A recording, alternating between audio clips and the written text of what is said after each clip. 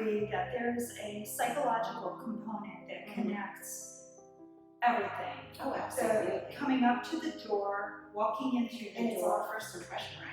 Right, You know, it's when you pull up, instantaneous. you've got 30 seconds to either, yes, and it even starts before that, like when you look online, if you don't pique their interest, that Right, you're it's gonna miss, absolutely you'll true. miss click-throughs online, but it's getting them in through the door. So first Absolutely. phase, getting the click-throughs online so they get past the front door, Yeah. getting them in the door, and getting them past the foyer. Right.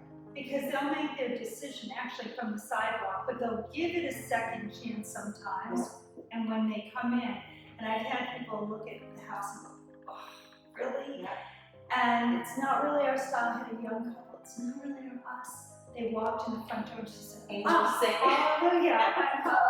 And it's true, and it was a really cool couple, from SCAD. He was one of the executives. He had studied design, whatever, and they were moving. But everything in the house was her style. Yeah. And it's pretty uniform to what everybody else's style is right at the moment. So that's to me why the staging component is so ridiculously important. And yes, does this house shine the way it does, the way it is now? Yeah.